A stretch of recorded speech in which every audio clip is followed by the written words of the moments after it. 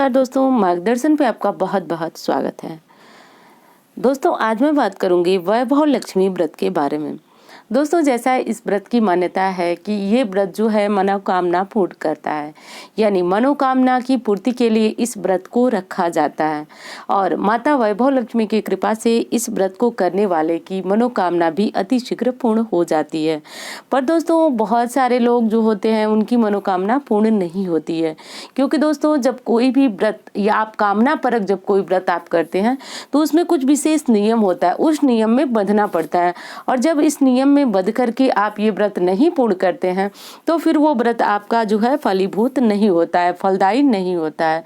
दोस्तों कामना परक व्रत जैसे कि वैभव लक्ष्मी हुआ या फिर 16 सोमवार हुआ, इन दोनों व्रतों की ऐसी मान्यता है, प्रदोष हुआ, एकादशी, यानी जो भी व्रत आप रखते हैं, देखिए सारे व्रत आप अपनी श्रद्धा से रखते हैं। जैसा कि इस पे बहुत सारा कमेंट आ रहा था वैभव लक्ष्मी व्रत के बारे में कुछ बताने के लिए, और जिनकी भी मनोकामना, वैसे तो बहुत कम ही ऐसे व्रतधारी होंगे जिनकी मनोकामना पूर्ण नहीं करती है माता, नहीं तो इस व्रत में अगर कोई भी व्यक्ति श्रद्धा के साथ इस व्रत को रखता है तो थोड़ी बहुत जो भूल चूक होती है उसे माता माफ करती हैं और इस व्रतधारी के व्रत करने की मनोकामना को पूर्ण करती हैं। पर दोस्तों कुछ ऐसे कारण हैं जिसकी वजह से आपकी मनोकामना या हमारी मनोकामना पूर्ण नहीं होती है। अब वो बातें काफ़ी विशेष हैं जो कि आपको जानना बहुत ज़रूरी है। अब दोस्तों बात करूंगी आपसे कि जब आप वैभव लक्ष्मी व्रत की पूजा करती हैं तो पूजा विधि में आप चौकी वगैरह लगाती हैं और माता को जो है आह्वान पूजन करती हैं। सबसे पहले आपको गणेश जी की पूजा करना अनिवार्य है। बहुत सारे लोग जो हैं कि व्रत की पूजा, माता वैभव लक्ष्मी की पूजा तो करने लगते हैं पर गणेश जी की पूजा करना भूल जाती हैं। जैसे कलश स्थापना करती हैं वैसे ही गौरी गणेश आपको रखना ही चाहिए। दूसरी चीज है कि अगर आप गौरी गणेश नहीं रखना चाहती हैं, आप बहुत साधारण पूजा कर रही हैं, तो ऐसे में आपको आंखें बंद करके ओम श्री गणेशाय नमः, ओम श्री गणेशाय नमः ऐसे बोलना चाहिए। मंत्र कोई नहीं आ रहा है तो आप श्री गणेश जी का सिर्फ ध्यान कीजिए और ध्यान करके आप उनका आह्वान कीजिए। आह्वान मतलब बुलाना, तो उनको आप बुलाइए कि हे गणेश जी, मैं पूजन करने जा रही हूँ माँ वैभव लक्ष्मी का, आप अपनी कृपा दें, आप पधारें और हमारे पूजन को पूर्ण करें। अब दोस्तों शास्त्र के अनुसार ये मान्यता है, ये हम सभी जानते हैं कि कोई भी पूजा पाठ हम करें, श्री गणेश जी को आह्वान पूजन न करें तो हमारी पूजा जो है वह पूर्ण नहीं हो सकती है। कोई देवता जो है उस पूजा को स्वीकार नहीं करता है। तो अगर आप चाहते हैं तो आप कलश रखने के बाद गौरी गणेश, जैसे कि सुपारी की गौरी गणेश जी जो बनाए जाते हैं कलावा लपेट करके, वैसे भी आप प्रति शुक्रवार कर सकती हैं। और गौरी जी बनाने के लिए वैसे तो गोबर की गौरी जी बनती है, गाय का गोबर होता है, परंतु अगर नहीं मिल पा रहा है तो हल्दी की भी गौरी जी बनती है, या फिर या फिर जो मिट्टी आती है किसी पवित्र नदी की, उससे भी आप माँ गौरी का निर्माण कर सकते हैं।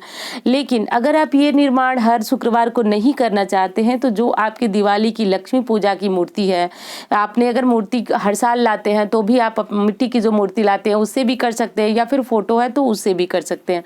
तो सबसे पहले मेरे कहने का सिर्फ और सिर्फ यही अर्थ है कि आप श्री गणेश जी और माता लक्ष्मी की पूजा जो है पहले लक्ष्मी गणेश जी की पूजा कर लें, उसके बाद माता लक्ष्मी वैभव लक्ष्मी की पूजा जो है करना शुरू करें। दोस्तों इस प्रकार की अगर गलती होती है तो भी पूरी जो उम्मीद होती है कि वो माता स्वीकार नहीं करती है पूजा, इस वजह से भी आपकी मनोकामना जो है वह अधूरी रह जाती है। अगली चीज है दोस्तों कि जब आप वैभव लक्ष्मी व्रत शुरू करते हैं तो शुरू करने से पूर्व ही आपको संकल्प लेना पड़ता है। दोस्तों कोई भी व्रत हो, अगर आप संकल्पित होकर के करते हैं यानी संकल्प में बंध कर करते हैं तो वो व्रत जो है वह देवता तक पहुंचता है। संकल्प का यही अर्थ होता है दोस्तों कि हम संकल्प में बंधे हुए हैं और उस संकल्प के माध्यम से जब आप संकल्प लेते हैं तो वो व्रत जो है देवता को समर्पित होता है। तो इसलिए जब आप ये व्रत करें तो संकल्प जरूर लें कि आप 11, 21, 51 कितने व्रत करेंगी, और जिस दिन आप व्रत शुरू कर रही हैं या कर रहे हैं उस दिन कौन सा दिन है, आपकी मनोकामना क्या है, तो ये सारी चीजें बोलते हुए संकल्प लिया जाता है। और अगर आप वीडियो नहीं देखे हैं, आप वो मेरे चैनल पे जा करके, तो आप वहाँ एक बार जरूर जाइए, क्योंकि वो उस चैनल पे मैंने जिस चैनल पे आप ये वीडियो देख रहे हैं इसी पे मैंने माता वैभव लक्ष्मी से जुड़ी हुई बहुत सारी वीडियो आप बना डाली हैं और लोग उसे काफी पसंद भी करते हैं, वो काफी लाभान्वित होते हैं उससे। तो फिर आप वो देखना न भूलें, क्योंकि उसमें आपको विस्तृत जानकारी मिल जाएगी कि संकल्प में क्या क्या बोलना है। अभी मैं सिर्फ वो बातें बता रही हूँ जिनके बिना आपकी मनोकामना अधूरी रह जाती है। तो ऐसे करके आपको संकल्प ले लेना है। दोस्तों हाँ, ये चीज़ें तो हो गई कि आपको संकल्प लेना किस प्रकार है और क्यों लेना है। तीसरी चीज़ है दोस्तों कि खट्टी चीज़ें जो हैं वह बिल्कुल भी नहीं खानी चाहिए। अब एक आपका तर्क हो सकता है कि शुक्रवार जो संतोषी माता का व्रत होता है उसमें खट्टा नहीं खाया जाता है। इस व्रत की पुस्तक में ऐसा कुछ भी नहीं लिखा हुआ है कि इस व्रत में खट्टा नहीं खाना चाहिए। परंतु दोस्तों हर व्रत की जो है एक विधा होती है। जैसा कि ये व्रत आप शुक्रवार को रखते हैं और शुक्र ग्रह जो है वो भी प्रसन्न होते हैं, तभी तो आपकी मनोकामना पूर्ण होती है और आपके जीवन में जो वैभव और संपन्नता बढ़ती है। तो इसके लिए दोस्तों कि आपको दही या फिर कोई भी खट्टी चीज़ें जैसे नींबू वगैरह हो, डायरेक्ट खट्टी चीज़ों की मैं बात कर रही हूँ, मैं उनकी बात बिल्कुल नहीं कर रही हूँ। जैसे अनार हो गया या सेव थोड़ा सा खट्टा है तो आप उसे नहीं खा सकते हैं, ऐसा कुछ नहीं है दोस्तों। तो इस प्रकार की चीज़ें आप न खाएं। जैसा कि आप जानते हैं व्रत में खट्टी चीज़ें जो है वह वर्जित ही होती हैं सामान्यतया, तो इस व्रत में भी आप खट्टी चीज़ों का सेवन न करें। अब अगली चीज़ है दोस्तों लहसुन और प्याज का सेवन न करें। अब दोस्तों अब आप सोच रहे होंगे कि मैं व्रत में लहसुन और प्याज, इतना तो सबको पता है दोस्तों, लेकिन एक चीज़ आपको बता दूं कि मैं बताई हूँ अभी आपको कि चैनल पे बहुत सारी वीडियो पड़ी है। उसमें एक वीडियो है कि व्रत में क्या खाएं क्या नहीं। उस पर एक दिन एक कमेंट आया कि मैं तो जो है कि 10 व्रत पूरा कर चुकी हूँ, 11 करने वाली थी और 10 व्रत में मैंने लहसुन प्याज जो घर में भोजन बना वो खाना मैं खाई। तो दोस्तों मुझे बहुत ज़्यादा तकलीफ हुई इस बात से कि लोग मतलब कैसे समझ नहीं पाते हैं कि व्रत में लहसुन प्याज का त्याग करना चाहिए। व्रत में जो है बिल्कुल सात्विक चीज़ें अगर आप भोजन करते हैं, देखिए माता के व्रत में अगर आपकी शारीरिक सामर्थ्य बिल्कुल काम नहीं कर रहा है तो फिर आप नमक वगैरह का सेवन कर सकते हैं। परंतु अगर आपका शरीर स्वस्थ है, आप माता के लिए कुछ करना चाहते हैं, आप समर्पित होना चाहते हैं, तो आप नमक का त्याग करें तो उचित होगा। तो अगर आप लहसुन प्याज तो बिल्कुल भी इस व्रत में या फिर किसी भी व्रत का नाम ही है त्याग, तो लहसुन प्याज युक्त भोजन का सेवन बिल्कुल भी न करें इस व्रत में। इसमें कहीं किसी प्रकार की कोई गुंजाइश नहीं है। अब दोस्तों एक और भ्रम आता है कि जैसे कि दिवाली में आपको बताया जाता है कि लक्ष्मी माँ की आरती नहीं होती है, तो इसीलिए लोग बहुत सारे लोग जो है लक्ष्मी जी की आरती ही नहीं करते हैं। यानी उनका जब वैभव लक्ष्मी की कथा पूर्ण हो जाती है तो वो माता की आरती नहीं करते हैं। दोस्तों इस भ्रम को बिल्कुल छोड़िए। माता लक्ष्मी की आरती आप शुक्रवार के व्रत में अवश्य कीजिए। आरती एक आदर है, माता लक्ष्मी आपको छोड़ के कहीं नहीं जाएंगी। उनकी पूजा के बाद आरती करना शुरू कीजिए। दोस्तों ये बातें सिर्फ कहने की नहीं है। मैंने देखा मेरे पास एक मतलब वो स्त्री आई थी जिन्होंने बताया कि मैंने सोचा कि शुक्रवार यानी कि दिवाली के दिन जब माँ लक्ष्मी की आरती नहीं होती है तो फिर मैं शुक्रवार को भी माँ लक्ष्मी की आरती नहीं। दोस्तों 3 बार उन्होंने व्रत किया, तीनों बार शायद कारण जो भी रहा हो मुझे नहीं पता, लेकिन वो जब ये बातें बताई तो मुझे लगा कि शायद कारण ये रहा हो और मैंने ये चीज़ें भी इस वीडियो में ली। तो आप इस बात का ध्यान रखें कि अगर आपसे भी इस प्रकार की गलती हो रही है, पूजा के बाद आप आरती नहीं कर रहे हैं, तो दोस्तों आप छोड़ दीजिए। मैंने उनसे कहा कि एक बार आप आरती करके देखिए। इस व्रत में जब आप कर रही हैं तो आप आरती करके देखिए। दोस्तों माता वैभव लक्ष्मी की कृपा से उनकी मनोकामना उस बार पूर्ण हुई। तो ऐसे में आप सब हम सब क्या समझेंगे? हम सब यही समझेंगे कि आरती करना बहुत आवश्यक है। तो आप भी अगर ऐसी गलती करते हैं तो बिल्कुल आरती करना शुरू कर दीजिए। किसी प्रकार के भ्रम मत पालिए। अगली चीज है दोस्तों कि देखिए चुगली नहीं करना चाहिए। दोस्तों वैसे भी ईर्ष्या, द्वेष, किसी की शिकायत, निंदा करना बहुत बुरी बात है, पर इस व्रत में विशेष कर मना किया गया है कि आपको किसी की चुगली बिल्कुल भी नहीं करनी चाहिए। दोस्तों अब कारण भी बताती हूँ आपको कि देखिए माता लक्ष्मी का स्वरूप होती हैं स्त्रियां, यानी कहा जाता है कि पैरों में बिछुआ, हाथों में मेहंदी, महावर, पैरों में इस प्रकार से सज धज करके वो माँ लक्ष्मी का ही स्वरूप माने जाते हैं। दोस्तों शास्त्र में तो ये भी लिखा गया है कि औरत के पायल और चूड़ियों की खनक से घर का वास्तु दोष दूर होता है।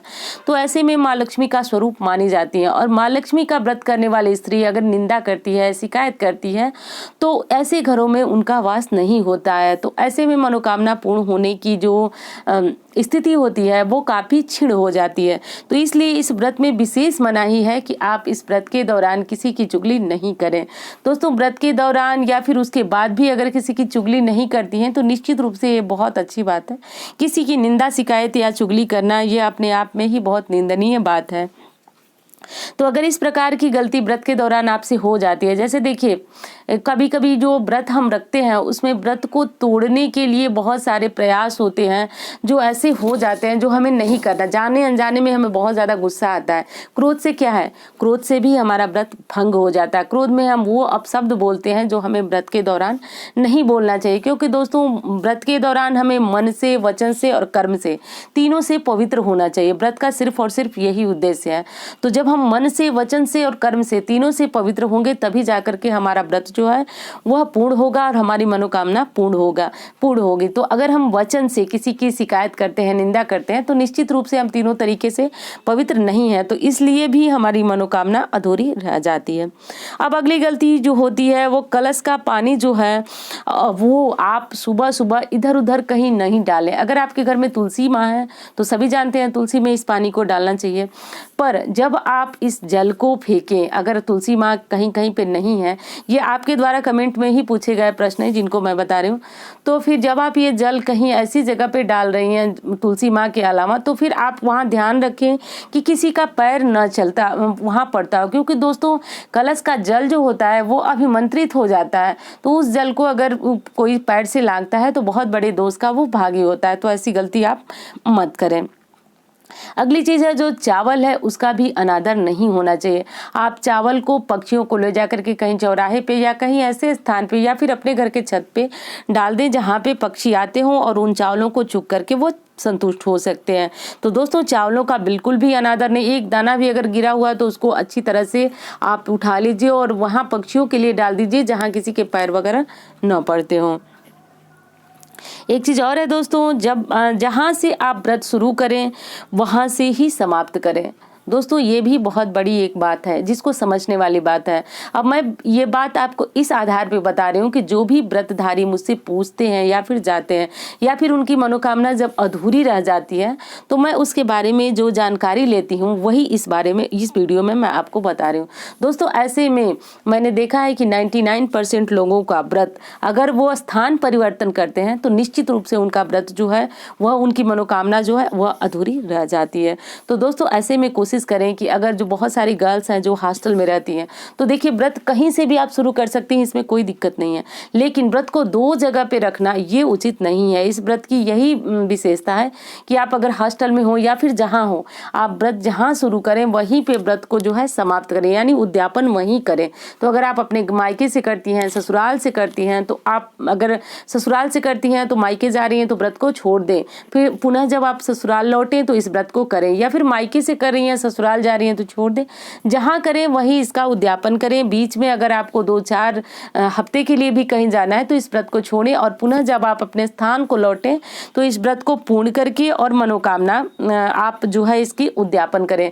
दोस्तों प्रायः देखा जाता है कि जैसे ही उद्यापन होता है वैसे ही व्रती की मनोकामना पूर्ण हो जाती है, पर कुछ कुछ तो ऐसे सौभाग्यशाली लोग हैं जिनका व्रत बीच में ही होता है और उनकी मनोकामना पूर्ण हो जाती है। तो दोस्तों ऐसा भी हो जाए तो आप विधिवत, आप अपने आप को बहुत खुशनसीब, बहुत भाग्यशाली समझें और आप विधिवत माता की जो पुस्तक में बताई गई उद्यापन विधि है उस प्रकार उद्यापन करें। उद्यापन विधि की वीडियो देखना चाहते हैं तो चैनल पे वो भी उपलब्ध है, आप वहां से भी देख सकते हैं। और दोस्तों एक बार और कहूंगी कि माता वैभव लक्ष्मी बहुत दयालु हैं, वो अपने भक्तों पे हमेशा कृपा करती हैं। तो दोस्तों माँ लक्ष्मी सब पे कृपा करें, ऐसी कामना करती हूँ और उम्मीद करती हूँ ये जानकारी आपको बहुत पसंद आएगी। मिलती हूँ इसी तरह की जानकारी के साथ। धन्यवाद।